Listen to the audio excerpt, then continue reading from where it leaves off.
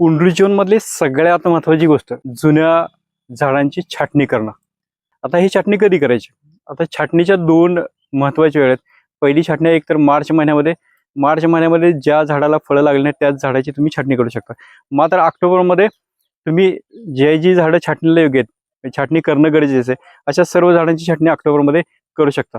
आता मार्च छाटणीमध्ये काय होतं, मार्च छाटणी करताना तुमच्याकडे पाण्याची सोय असणं गरजेचं आहे. कारण छाटणी केल्यानंतर आपल्याला खत आणि पाणी व्यवस्थापन करणं गरजेचं आहे. तर आणि तरच आपण मार्चमध्ये छाटणी करू शकतो.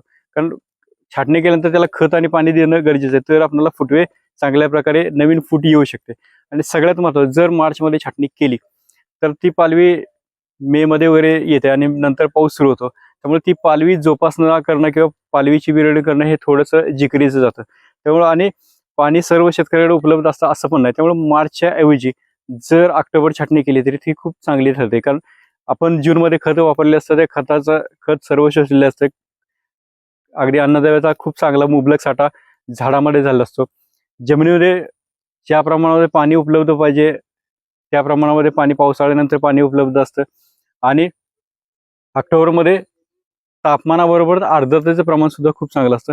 त्यामुळे ह्या महिन्यामध्ये जर ऑक्टोबर महिन्यामध्ये छाटणी केली असेल तर ही झाडं खूप चांगल्या प्रकारे फुटतात. त्या झाडाला खूप चांगल्या प्रकारे पालवी येते आणि नंतर आपल्याला पालवीची विरळणी करणं किंवा पालवीचं व्यवस्थापन, कीड रोगापासून संरक्षण करणं ह्याला सुद्धा खूप चांगला वेळ मिळतो.